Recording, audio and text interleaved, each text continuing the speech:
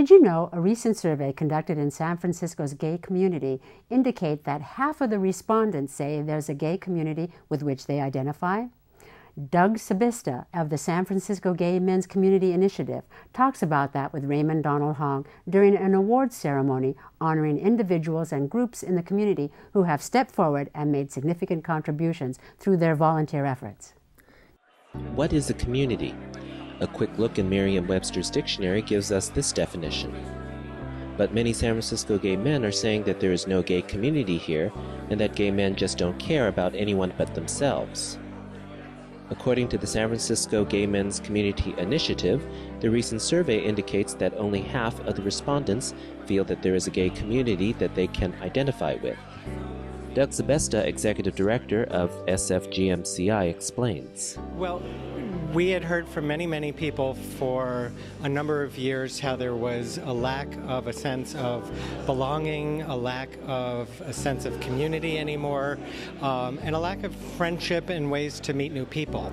And a lot of people kept attributing the problems that they were having of living in San Francisco and living in the gay community to that lack of having friends in a strong community that they really felt part of. And of all the respondents that are under 25 years old, the percentage that feel that they belong to the gay community drops to just 36%. For one, as the community itself has grown up, the world itself has changed. We had many years of the HIV epidemic, which really we lost a generation of people, or a large part of a generation of people. We lost the sense of history. We had new generations of people coming to age that didn't have the same type of mentorship, didn't have access to understanding where they had come from, and really had changed the focus away from really bonding and getting to know one another to taking care of one another at the same time as the world itself had changed. It's not only unique to the gay community, but also to the world at large, that technological advances and many of the blights that have impacted urban settings have had an ill effect on the way that people socialize, and have really decreased the ways that people have to meet one another and really form those good, strong friendships.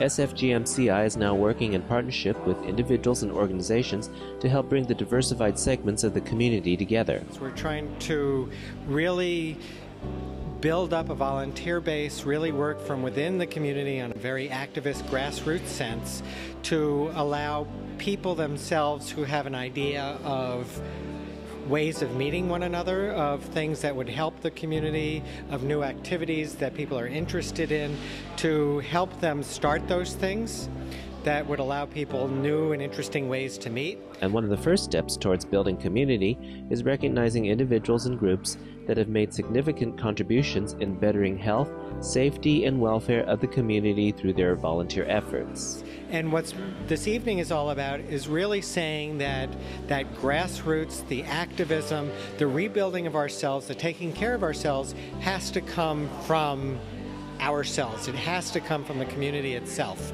And that's based on people who dedicate themselves and volunteer to not only help themselves, but to better the world for other people. And that's what this evening was all about. It was honoring those people who selflessly are really interested and really committed to making the world a better place for the LGBT community.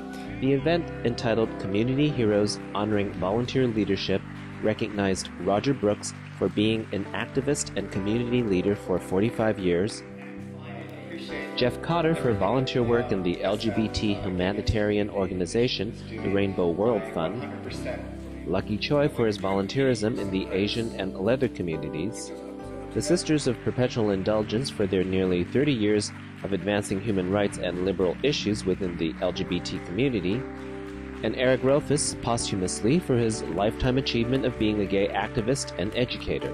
We really put it out to a number of people to get ideas on who should be recognized and who they thought would be recognized.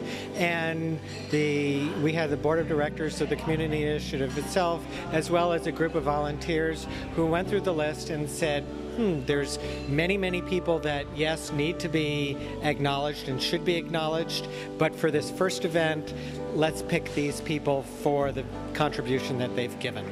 In San Francisco, this is Raymond Donald Hong for Outlook Video. To learn more about the San Francisco Gay Men's Community Initiative and its programs, point your web browsers to isparksf.org.